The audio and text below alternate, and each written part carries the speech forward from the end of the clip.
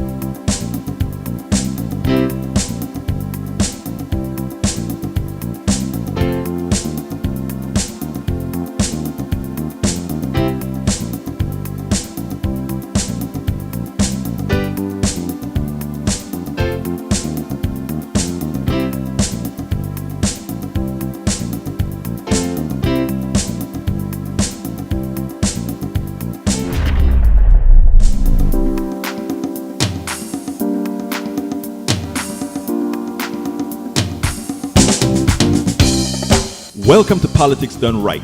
I am your host, Egberto Willies. This is a progressive program that will take the mystery out of politics. This is the program that will encourage you to make sure government becomes we the people. Whether you are liberal, progressive, conservative, or otherwise, you get to air your point of view. We are an independent media outlet that, unlike mainstream media beholden to corporations, we only owe allegiance to you. Remember, you can also send me a tweet at EGBERTOWILLIES. That is at Egberto Willies. Let us engage. It is Politics Done Right. Well, folks, welcome to one more edition of Politics Done Right. I'm Egberto Willies, your host. Thank you so kindly for being a part of the show. We are going to have a great show for you as usual, my friends. It's hot. It is hot in Houston. It is 104 degrees in Humble, Texas, in Houston, Texas, in Kingwood, Texas. I can't take it anymore. Worse, my air conditioning is broken. The air conditioner is broken. And the repair person came in today. Well, one of them's broken, the other one isn't. So we have one trying to take care of everything, but it's hot. In this house, it's hot. Studio's hot. Let me tell you, folks, this is global warming, global change, climate change, all name it all whatever it's called. But it is rough, it is tough, it is hot. And let me tell you something, guys. I've been up since about 3:55 this morning. Well, I only got about 3 hours of sleep this morning because after preparing for my KPFT show, I had to drive all the way to the other side of town because we did Politics Done Right Live and You Talk Live, both KPFT programs that I appeared on both of them at the Black Hole Coffee House, where we had some issues to start with in the beginning, but then it got a lot better after we got all our connections and everything worked out. But anyhow, folks, when I left the house at 4:15, it was 80, I think 86 degrees, 85, 86 degrees. And by the time I was on my back, it was crazy. I know, though, if you actually, I have it. Let me tell you, I have a portable in the other place that it's kind of working fine. But I do appreciate the offer. If I was completely stranded, I would have said, "Hey, Ledo, come on over here, drink a cup of coffee with me, and bring that damn cool air, Ledo. Bring that cool air." Anyway, welcome aboard, Peggy Lopez. Welcome aboard, Bridge MCP. Welcome aboard, Paul Fleming. Welcome aboard, Eric Hayes, Melanie Keelan, Michael Rudnan. Tom C is in the house. We have a full house today. May Wood is here. Lee Grant is in the house, who always says, "Hey, y'all."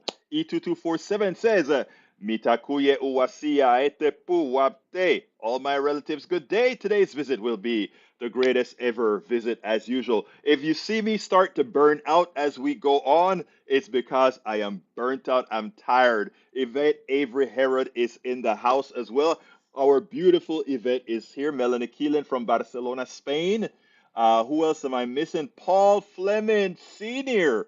ATL checking in. I know you guys aren't as hot as we are. And of course, the one and only AVQ, Michael Rudnin, taking good care of the kittens, who Melanie Keeler wants to ensure that those kittens are doing just fine.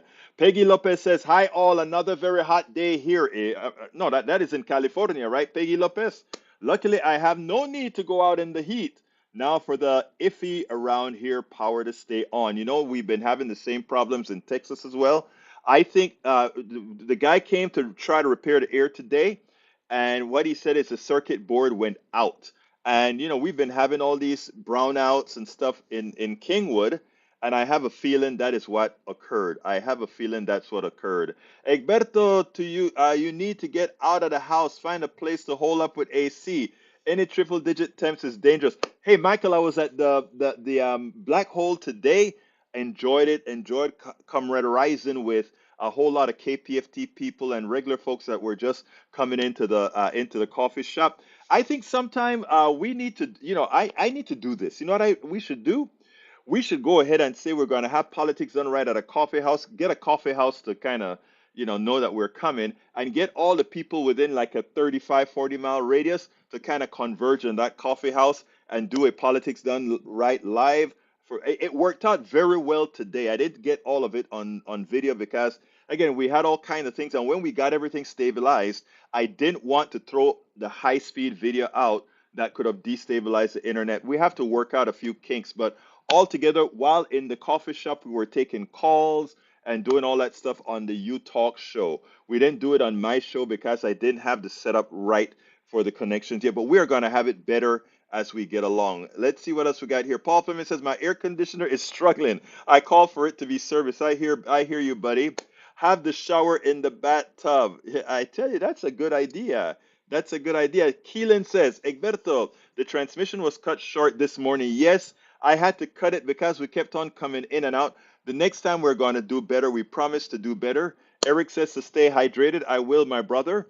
Let's see. What else we got here? Alistair Waters in the house. The AC in my vehicle isn't working, and my attempts to find out why aren't working. Current status melted. I hear you. When those things go out, it is tough, especially because while you're driving down the freeways in Houston, guys, it may be 104 degrees in Houston. The freeway is 110 to 115. all that concrete and that air is blowing hot. Alistair, my beautiful Alistair, I feel for you. I feel for you. Yvette Avery Herod says, that heat is no joke. Please take care of yourself. Yvette, I should be telling you that because you are out there on the road in the heat, Yvette. In fact, let me ask you, how are you doing? Because I tell you, you guys just won air conditioning in the new UPS trucks. But I know there are a lot of trucks that are still on that don't have air conditioning. So give me an update as far as how you and your trucks doing. E2247 says, speaking of hot, see Jeff Goodell, the heat will kill you first. Life and death on scorched planet. That's interesting. I'll check it out. E2247. Paul Fleming says, I have a portable AC unit that's making up the difference. Yeah, my daughter's room, we want to make sure and keep her very comfortable as she is recovering. So she has the portable thing in her room. So my wife has been sleeping in her bedroom. And you know what? She loves it. A 32-year-old with her mother in the bed with her, they're enjoying it. They're just enjoying it. Egberto, I meant to say have the show in the tub. Oh, Bridge, are you kind of getting like that with me, Bridge? Nah, I'm kidding, girlfriend. I'm kidding, girlfriend. I'm kidding, girlfriend. But that's a thought. Tom C says high of 70 degree in mid Michigan today. Y'all welcome to come up here and cool off.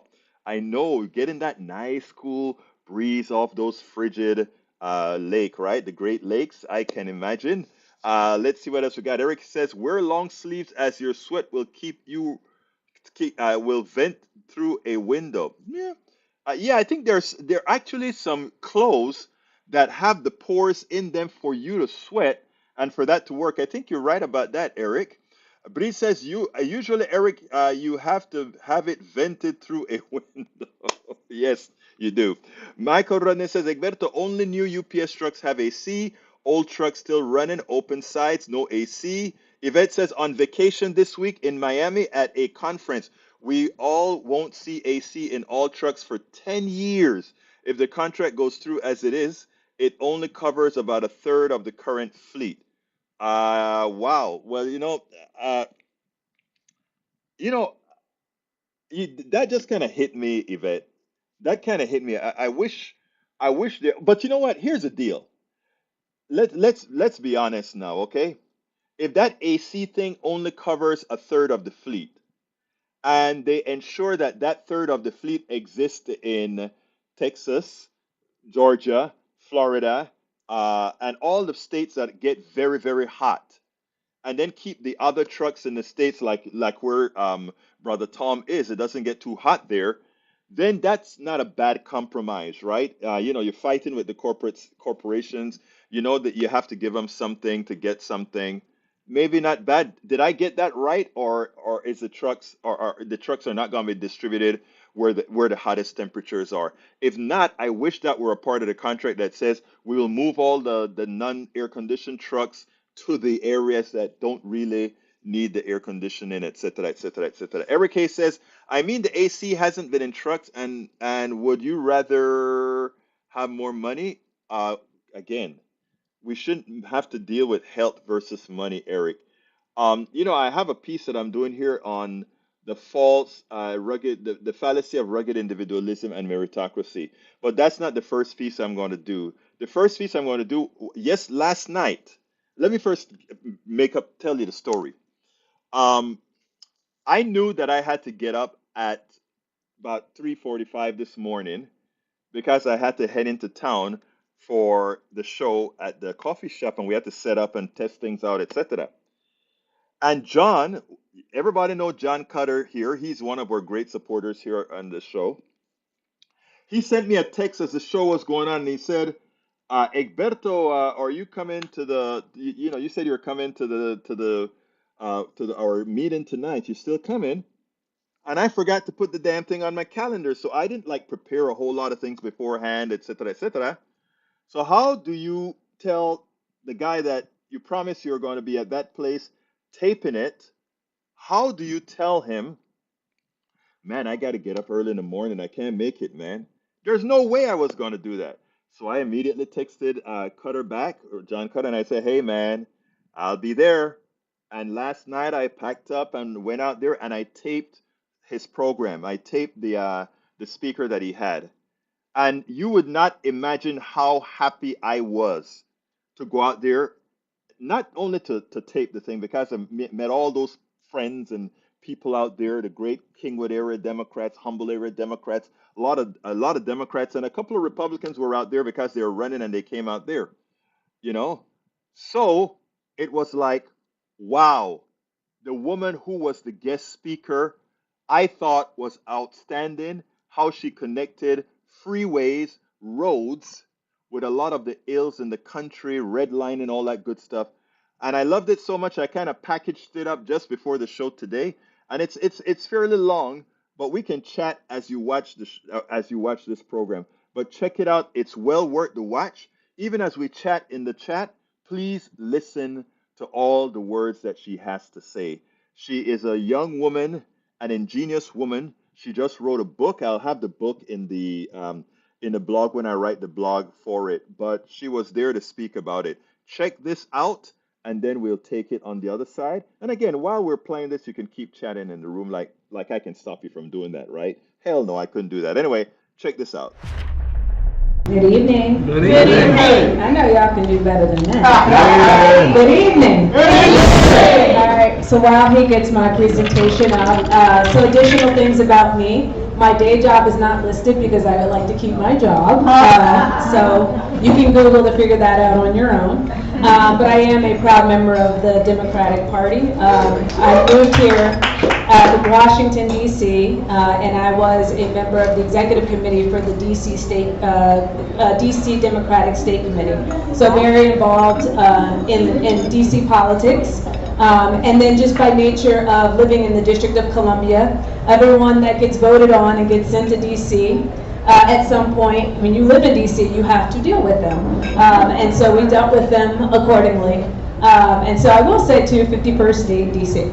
But moving on, so I'm here tonight to talk about my book. So this came about before my job here in Houston, and it really is about inclusive transportation. And it's my manifesto for repairing divided communities. Even as I came here today, I had to get across a multi-lane highway, risking my life just to make left turns to get here. If you wanted to walk, I was at the Starbucks, which as the crow flies is probably not even a quarter of a mile, and you can't walk it safely. As you look at many of our cities across the country, we don't have adequate sidewalks. And Houston may be, and this region may be an area that drives, but that's also what's killing us. Right now, traffic-related deaths is the #1 killer of children. And so if we thought if this was anything else, we would put all of our efforts to stop it, but yet children are dying every day, and we accept it. Every year, we're at about 45,000 U.S. citizens are dying on our roadways. Texas has gone not even 2 decades at this point without a death on one of our roadways. So I take it very seriously. It's a tough road, and a lot of it is created by my predecessors in the industry. So my book is out. It's on Island Press. At the end of my talk, so you got to listen to the whole thing. There is a discount code for you all. But next slide. So a little bit about me. So I'm not from Houston, but as they say, I got here as fast as I could. I am from New Jersey originally. Okay, Jersey in the house. So this is my town that I grew up in. It's a little itty bitty suburban town. As Jason Aldean says, try that in a small town. It's a small town, but it was also a really great place to grow up. It was a very child friendly. I walked to school. We had no bus system, so you had to walk. We had walkable areas. This is the little downtown area. I grew up about 3 blocks north of here. But even kids as young as kindergarten walked to school. And we could because we weren't feared for our lives of big vehicles driving fast, running us over. And it really was a great place to grow up. My mother and my father commuted into New York City by transit. And so, it formulates who I am as a person and what I know suburban areas can be. Next slide. A little bit more about me. So I'm one of the co-founders of Black Women Bike, located in the District of Columbia. And so even though I'm gone, the leadership is still carrying it on. And so what we did, I'm really proud of, we got a lot of Black women biking. When you look at health indicators, I heard a lot of the candidates talk about healthcare and all those things. Unfortunately, Black people are we at the top of everything that's bad. Hypertension, diabetes, and all of those things. And so even with Black Women Bike, it was just getting women on bikes for whatever it is, whether it's health, fitness, happiness, transportation. And interestingly enough, I was in my 30s when I started it. I was one of the youngest members. We actually attracted a lot of young retirees who then went on to become licensed cycling instructors and got more retirees. And so even right now, as the organization is over 2,000 people, still strong in the District of Columbia, many of the women are in their late 50s, early 60s, even some in their 70s. And so biking has given them freedom. As they age, it is gentler on the body than walking sometimes.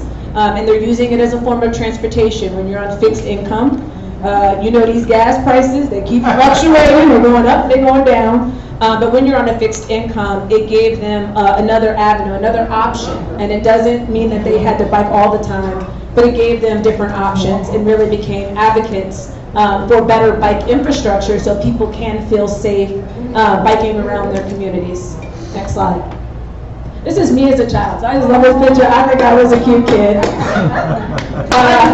Thank you. And so I couldn't touch my toes then, but I can now. I am a certified yoga instructor, and I think sometimes people think about yoga as the movement, but it really is an embodied of life. I also identify as a Christian, and I am a believer in loving everyone. And so one of the things and one of the principles that really stuck with me through yoga was it's called ahimsa, which means non-harming. And so everything that I do, I try to take it from a lens of not harming people. And even as I write about my book, and I'll talk a little bit about what I call the silently suffering, I try to think about them every time I have to make decisions, sometimes hard decisions, but I think it is very important to make sure that we're not continuing to harm people who are constantly harmed over and over again. So next slide. So this is just to give you a teaser from my book, so you had to go buy it. And I just wanted to talk through it. So today I'm going to focus on 2 chapters, which I think will resonate with this particular group. But the foreword is by Tamika L. Butler. She goes by she and they, but a very, very, very good friend out of the LA area. And so she wrote my foreword and talked about, at the time that I wrote my book, I started before the pandemic. But the pandemic exposed a lot of things. I think a lot of us have changed our lifestyle as a result of the pandemic. As we all sat there for 8 minutes and 49 seconds watching a man take his last breath while calling for his mama. We talk about moms against Greg Abbott, being a mom and someone calling for his mom. And I know that every mom out there had to feel a certain sense of pain. And so Tamika talks about that and why the time is now to have these conversations about inclusivity around transportation. In my preface, I talk a little bit about what it was like to just be an author and the process of pouring yourself into a book that then makes it open for critique, good, bad, and otherwise, and not knowing if you're good enough, not knowing if you qualify as the expert, and then you question, do I have enough credentials to be the voice of this particular topic? And I did, because I wrote the book. 2 is just the introduction. So it lays a lot of framework. So when we talk about how we got to where we are today, and I'll get into that a little bit, it just lays a framework for how our transportation system looks the way it does today. Chapter 1 is transportation is personal, so I'll give you a little teaser on that one in a second. Chapter 2, equity is more than a baseball graphic. Has anyone here seen the baseball graphic where it's equity, equality is everyone gets the same, and equity is everyone, and they're trying to look at a baseball game, and it's like a Kansas City Royals game, and it's like, first of all, who's trying to watch this game, right? But, I think the challenge is when we say everyone gets what they need, and the reality is there isn't enough time, there isn't enough resources to give everyone what they need, and that's where we really need to uplift the communities that need it the most, And also, too, there shouldn't be billionaires, but that's a whole side point. For chapter 3 is should there be a war on cars? I am not anti-car. But I will say, that someone talked about science earlier. We talked about science. So the science is the impacts of transportation are felt. It is the #1 contributor to our poor air quality. Again, I talked about traffic-related deaths and fatalities. It is linked to the obesity epidemic and all the other health issues around it. So it's not to say that I'm against cars, but it is a conversation to be had. And as our vehicles get bigger, unfortunately, more people are going to die. There was a graphic that at 20 miles per hour, if you are struck, about 90% of people will survive. At 30 miles an hour, it drops instantly, that most people won't survive. But now with these bigger vehicles, we're even seeing, even at 20 miles an hour, that survival rate is starting to go down. And there's a lot of research out there. Dangerous by Design is one, if you really want to just get into the weeds. Dangerous by Design by the Coalition for Complete Streets, which is all data, it's all facts, no alternate facts, just the facts about where people are dying across the country. And this region is ranked, I think it was 16th, I believe, in the nation for pedestrian deaths. Number 4 is power, influence, and the complexity of people. So I'm going to give you a little bit more on that one. Chapter 5, bringing it all together, is really written for the engineering and planning industry. But I think as people who are interested in these things, that chapter might interest you.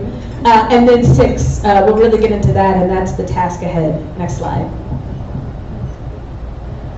So how do we design our system? I'm not making this up. Feel free to Google. So next slide. So this is a picture. It's what I call, what is this? It's the American dream. And so when you look at suburbanization and what happened, you had people who wanted the suburban dream of a house, a picket fence, a dog, a cat, and a vehicle. And so that was around the 1950s is when you first hear the term American dream. And at the same time, so we're in the Jim Crow era, you have redlining, which has been now proven. So there is redlining, and a really great book, if you are interested, called The Color of Law, that documents redlining in several cities across the United States. So you had redlining, you had protected covenants. And even the thing that's interesting to remember for people, even with protected covenants, it also included people who were Irish, Italian, and Jewish. And many of those protective covenants still exist today on deeds and the deed restrictions. And I know that even here in Texas, there has been a big effort to attempt to get those removed, but they still exist across the country. And so next slide. And with that, and the American dream was about a very particular type of person, one would call the WASP. And this is a Google. This is literally a screenshot of my computer. And when you look at American dream ads, this is what comes up. What do you notice? Okay, yeah, they're all white. Great. Next slide. Good job. Powers of observation. This is the one slide that doesn't have white people featured, and this is black people who are waiting in line for food. So next slide. And so when you think about our transportation system, that's how we got to where we are. So this is a map from 1960 of East Baton Rouge. Anyone here from Louisiana? No? Family from Louisiana? Been there. Been to Louisiana. We'll go with that. All right, so East Baton Rouge. And so what this is, it's kind of hard to see, but it is a parcel map showing property ownership. And then it's kind of faded, because again, this is from 1960. You see this faded line. And so that's where they were planning Interstate 10 through East Baton Rouge. Next slide. Okay, and who lived in East Baton Rouge? Mostly black and Italian. So the arrow points to a property owned by my family. So my great-grandmother had a house in the front, and then my grandparents had a house in the back. And my mom lived in that house until she graduated high school. So next slide. So this is a picture of my great-grandmother's house that you see from the area. That's my uncle. I know, he's so handsome. So that's my uncle. And then next slide. This is what it looks like today. And so everything is gone. The back tree, that's where my, that back pillar right here, that was where my grandparents' house was, and so all of that now is I-10. And even for me as a child, I went to go visit my great-grandmother, so I was fortunate enough to know her, and visiting her house at 8 years old, and her house was actually under the highway. So my grandparents sold that house probably when I was around 8 or 9, and then she moved in with my grandparents. And so I say that to say, because I think sometimes we think about these highways, and it can feel like it was something very, very long ago, but my mother is very much in her right mind, and she remembers everything. And then there's family stories of like cows going off the highway, and I haven't been able to verify, but you know how families are. And so there's people, even if we think about this region, who remember what it was like before the highway came, and before it was expanded, and before houses were removed, and all those things. And that's the impact that we have. And I will give a lot of credit to the Biden administration and the members of Congress who voted for the bipartisan infrastructure law, not the ones that didn't. Yeah. For the ones that did, because there has been a huge focus on reconnecting communities. There has been a huge focus of at least making some attempts to get restoration, because there's scars in every city that you see across the country where neighborhoods were just completely demolished. I experienced recently where there was a road, and in the middle of the road are still bodies from a cemetery that were never removed. And so it is still, we're still reaping the residuals of decisions that happened in the 1960s. So next slide. And so I will skip ahead to chapter 4. So in chapter 4, I talk about power, influence, and the complexity of people. And although I'm writing it from a standpoint of transportation, I think it is relevant to a lot of the conversation that I heard, a lot of the things that the candidates mentioned. So next slide. So this is a picture of really, really, really, really awesome people. I had an opportunity to go to Salzburg Global Seminar in Salzburg, Austria. And so in Salzburg, it is called the Meeting of the Minds, where they bring people from all over the country to just discuss a topic. And whatever the topic is, and whatever happens, or whatever comes out of it, happens. And so my particular seminar that I went to was talking about the built environment and the impact on public health. And so you had people like me who were engineers, you had planners, you had activists, you had community organizers, you had people from the medical field, both from practicing doctors as well as people on the public health side, and just bringing us all together. And so my group, one of the things that we talked about was power and privilege and how it plays out, and this ended up being the basis of my chapter 4. So next slide. So this is just how we defined it. There's a lot of definitions out there. But we define power as the ability to direct laws, policies, and investment that shape people's lives. And that can look a lot of different ways. And depending on where you are, your power might be a lot, your power might be a little. And there's always the power of the collective body of people when we come together to push for these laws and push the people in power to have better laws. And then we talked about privilege, which can look a lot of different things. Next slide. So in privilege, we just call it accumulation of special benefits.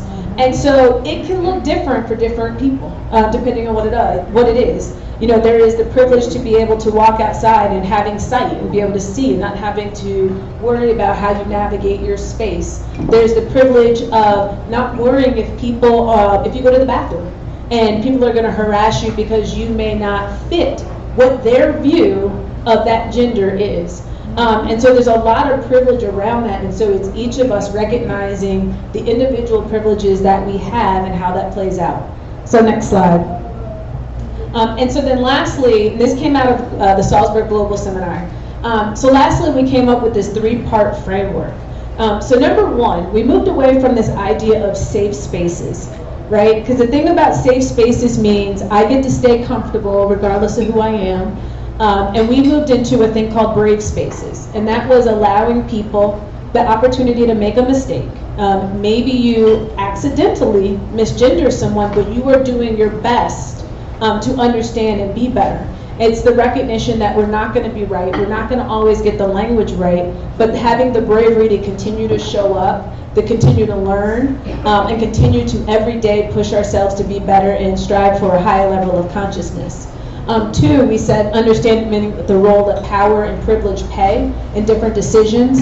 And then lastly was really analyzing and challenging all of those privileges. So in the next slide, and again, this is a teaser. This was my favorite chapter to write in chapter 4, just so you know. And so from a transportation perspective, I really broke the stakeholders down into 4 different types of people. So there's people in power, there's naysayers, there's champions, and there's the silently suffering. And so briefly, people in power can look like a lot of different things. There's the elected people we empower to represent us, and I know that you heard from many of those candidates there. But there's also the people that influence them. There's people who have influence, and I know that each of us has like the informal mayor of our neighborhood that has a lot of power that no one gave them, but yet they yield their power. And so it's understanding the power that you have and understanding who the people in power, what motivates them.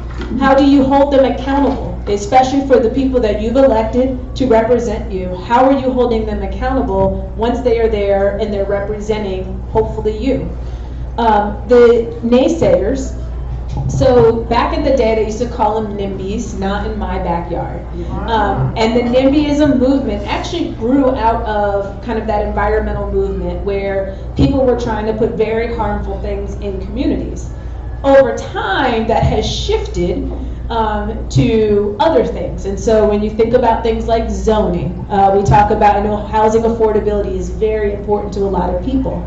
But zoning becomes the tool that people say, oh, no. I think there should be affordable housing, just put it over there, right? And so that is a type of naysayer of you are attempting to get to a goal where everyone can have a thriving life. And people are like, I agree, just not here. And it's playing out. I was just scrolling on Twitter in San Francisco. Somebody was carrying a casket down the street because they were getting ready to move parking spaces for a bike lane. And they were like, no, this is horrible. So it's the naysayers. And then there's a carefulness with the naysayers because there's some that it really doesn't matter what it is. They don't want any change. They are perfectly fine with the status quo. It doesn't matter who is left out, who is harmed. I am perfectly fine with how things are. And then there are people who, I'm not necessarily against it, but I have this concern. And so I do encourage my engineers to understand what is that true concern and to see how you can address it.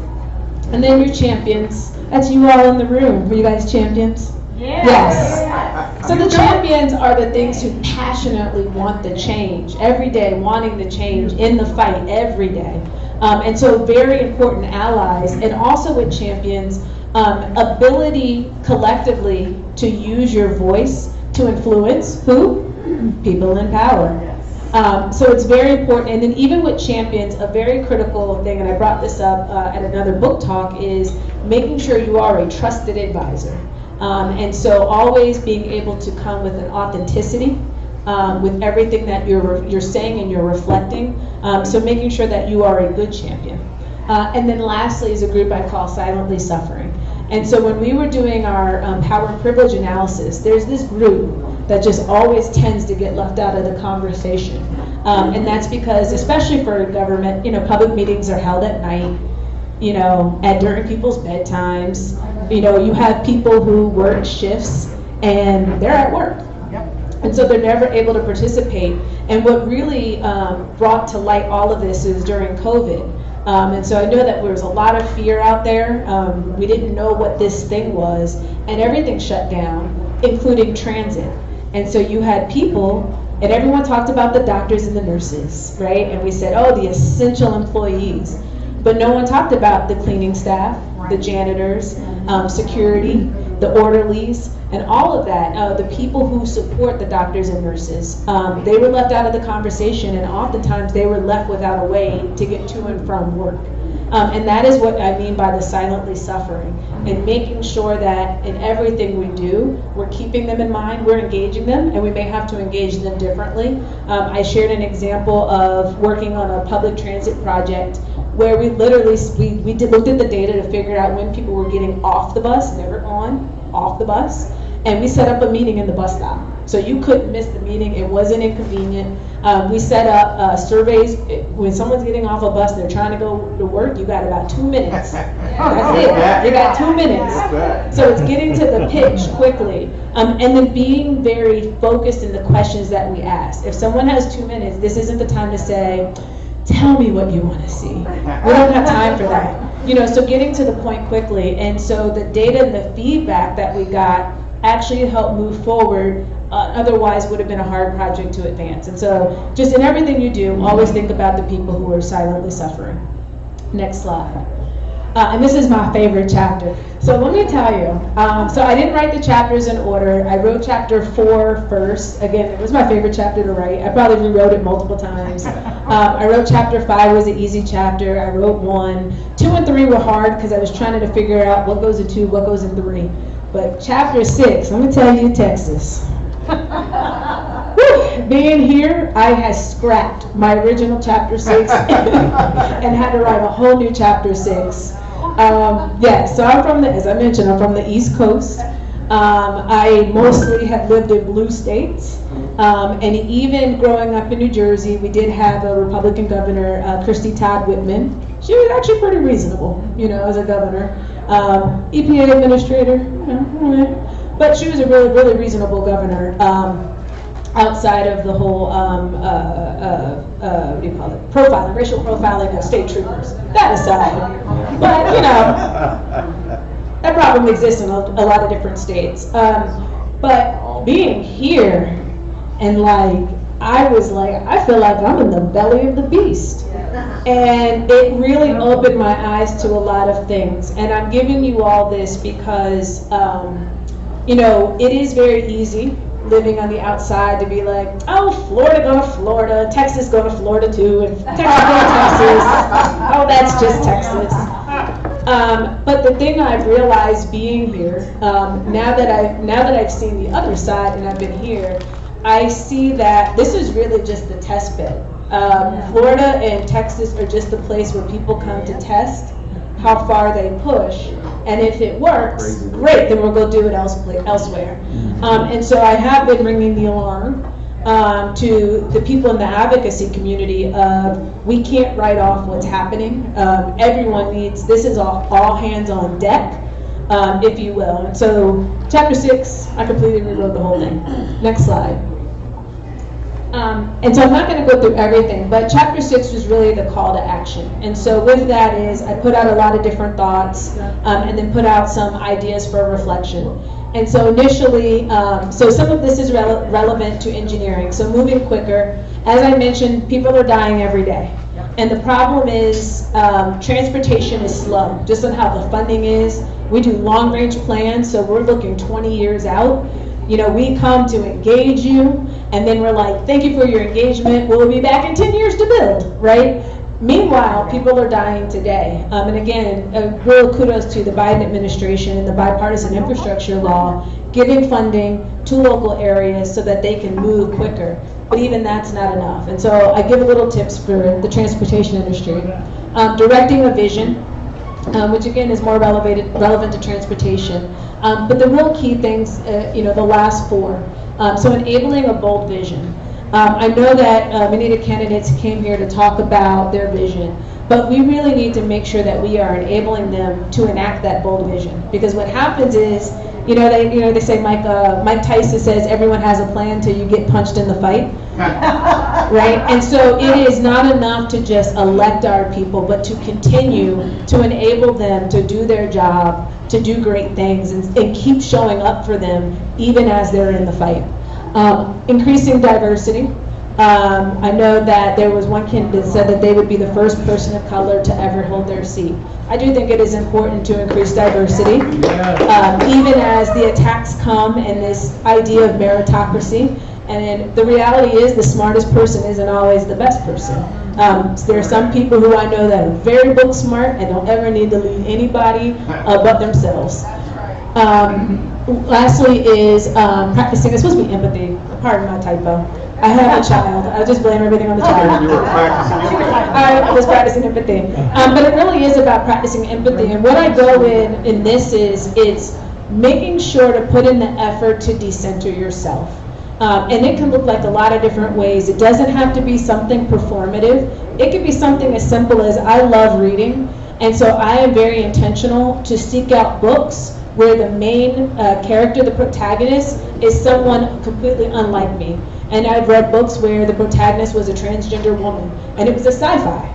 I read books where the protagonist maybe had a disability, and so what it does is it's a fiction book, but in that author, particularly when they're writing from their representation, you get to see their thoughts, you get to hear their anxieties, so that you can just have a better understanding of people.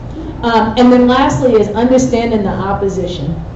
I know that you all know your opposition very well, but really understanding the opposition and understanding what is motivating them. And I will say, just speaking as me and no one else, don't email my boss and get me fired. But I will say, we are really up against something in this nation. I think that in the Hamilton song, the nation's fighting for its very own soul. And that's how I feel right now, of the just constant attacks on people. And particularly as someone who, again, identifies as Christian, I just don't see how hating someone plays into Christianity. And so just know your opposition, know what motivates them, and be prepared. And so lastly, I had to add this slide in because I did an interview, and so someone was like, oh, so if we practice empathy, that means that we need to take the time to understand how white supremacy. I was like, no. And that's why I had to pull up this James Baldwin quote. Because I don't need to understand that. Because if we can't agree that I'm a human, there's nothing for us to agree on from there. So I just wanted to end with that. And so thank you so much for your time today. Last week, we were talking about issues, and I said rugged individualism is only for those who have, one, made it, however they made it, those who are privileged, or those who were inherited their stuff. And I gave some other options. And when I did a short, I broke all of that down into 58 seconds, and I did the video for the shorts on YouTube. That is one of the ways that we bring people into the subject that we're talking about. It's a way of bringing more people in to see the story. You kind of grab them by that and come in. But what surprised me the most is some of the messages that I got. Some of the messages is like, "Oh, shut up! You just want to live off of somebody," or "Shut up! You want to do." And by the way, the attacks came from all directions. But the attack that most hurt, I don't want to say hurt because I'm not hurt by the attacks, but most surprised me was a guy who said, and I wish I had pulled it up here, but he said something to the effect, "Go get a job. You should, anybody who wants to make it can just lift themselves up by their bootstrap." And then he admonished me. He said, "As a black man, I am telling you, I am ashamed. You, as a black man, is coming out here and telling just in effect, keeping our community in the dire straits that it is with what I said." And I started to think, for somebody, a BIPOC, a black person, Latino, whatever, in the way society is right now, to attack me as some, the stereotype he himself has on people who he says look like him, because he says he's speaking to me, black men to black men is in effect what he was saying, right? And I started to think, and I'm like, a cancer is real. Earlier in other subjects, you've heard me talk about the Munchausen syndrome, the Stockholm syndrome. I sat down and that one hit because I'm saying, let me see, am I coming across wrong or not? Because what he was saying in effect is, I made it. You go get yours and stop telling folks that they can't, which is so far from the thing. First of all, my commentary was not racial at all. The commentary that I give applies to absolutely everybody. Absolutely everybody, right? But secondly, he was under the impression that somehow the what the black and other BIPOC communities are going through are self-inflicted. And it's easy to jump to that conclusion, lift yourself, like the brother David who just called and talked about lifting oneself up by the bootstraps. It's easy for us to buy into the narrative that all these problems are self-made. And it was easy for me earlier in life, working hard, and I gave you guys a story about working hard, other people working hard, and seeing a beggar on the street. So anyway, all of this attacks from the right, attacks from what I probably this was probably a black dude on the right as well, who lift himself up by the straps, etc., etc., etc. And this is what I wanted to say, right? Rugged individualism is a farce.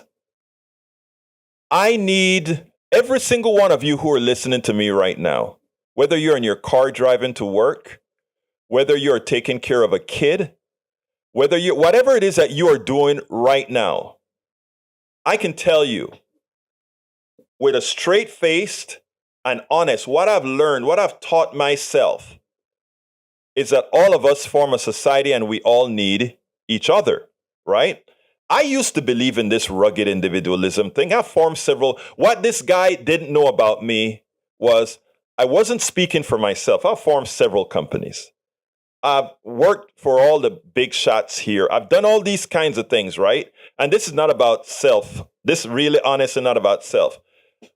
But immediately he thinks because I'm talking about the aggregate, the folks in general, that somehow he reflects it on me based on the stereotype in America and other places that made about people who look like me or people who are otherwise, my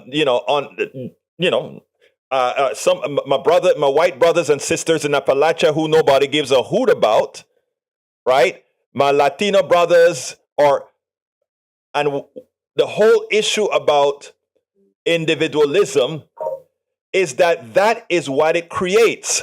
Right? It creates the false belief that somehow, if you do things right, it is an absolute or near certainty that things are going to work out for you financially and otherwise.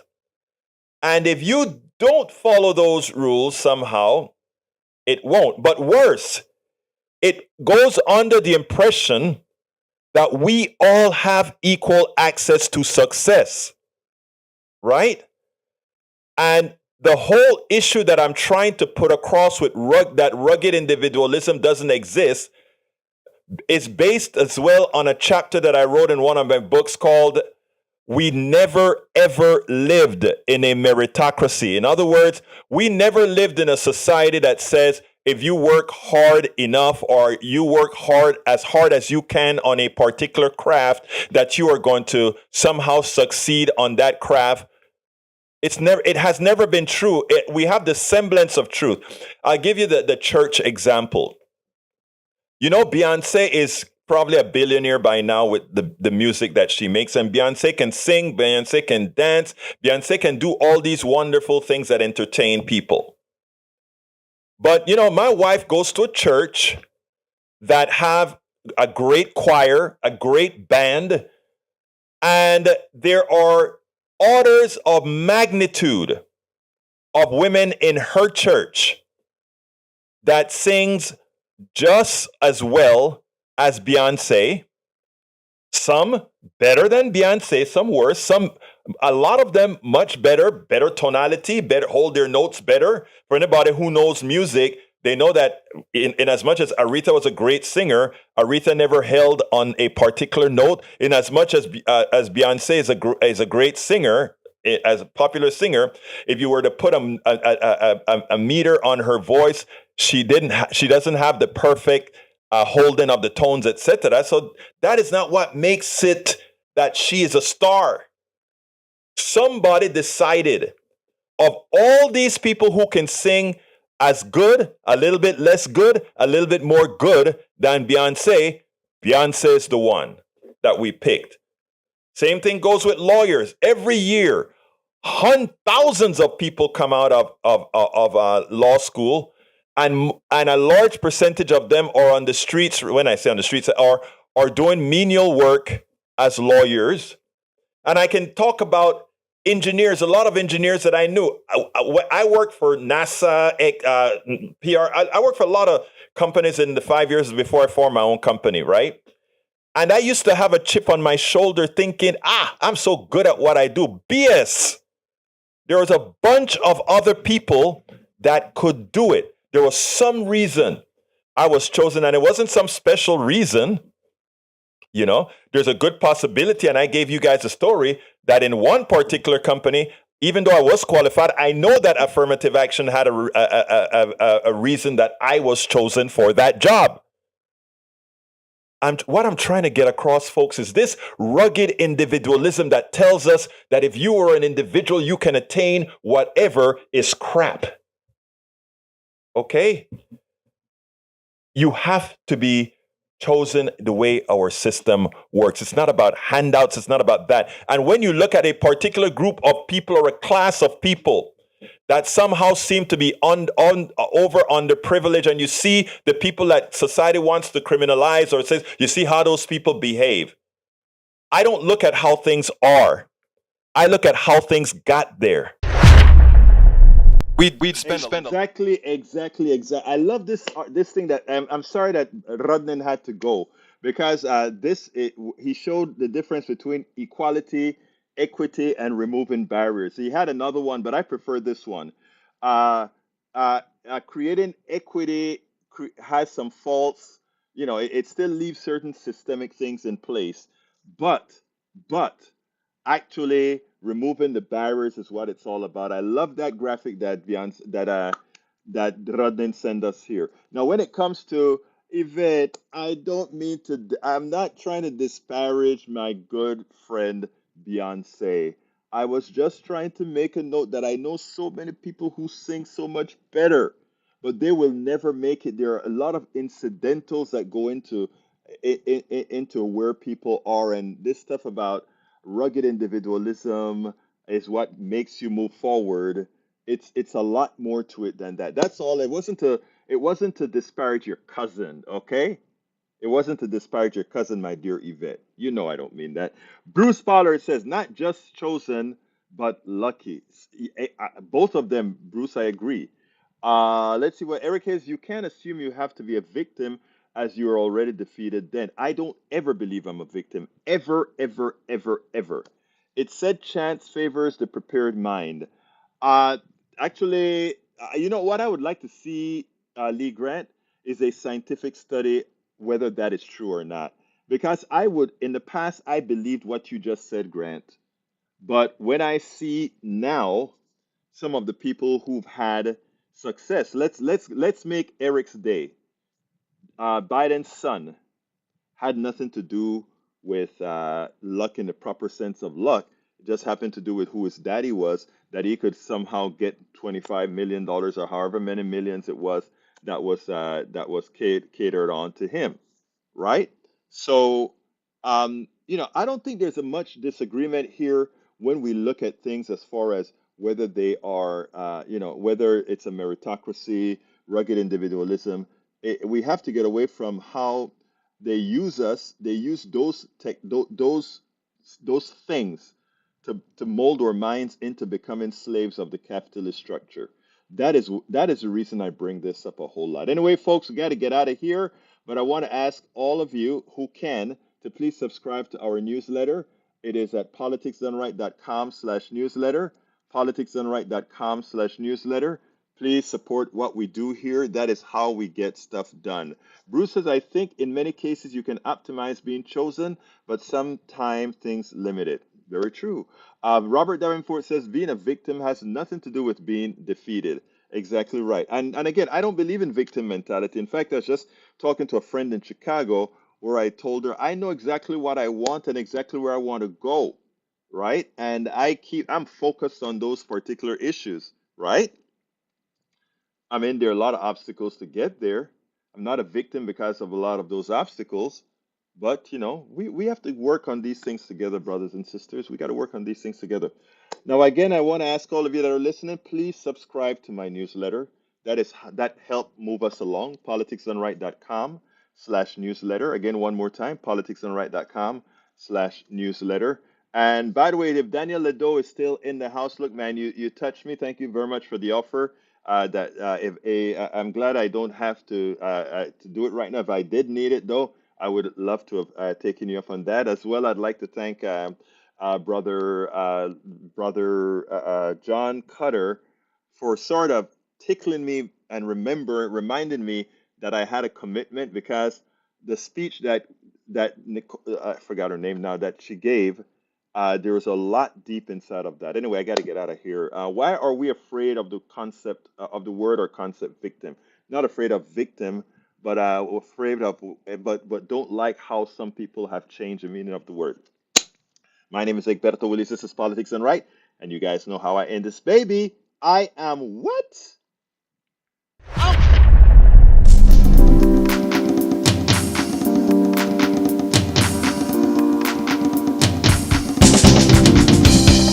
Welcome to Politics Done Right. I am your host, Egberto Willis. This is a progressive program that will take the mystery out of politics. This is the program that will encourage you to make sure government becomes we the people. Whether you are liberal, progressive, conservative, or otherwise, you get to hear your point of view. We are an independent media outlet that, like mainstream media, beholden to corporations. We own allegiance to you. Remember, you can also send me a tweet at EGBERTOWILLIES. That is at Egberto Willis. Let us engage. It is politics done right.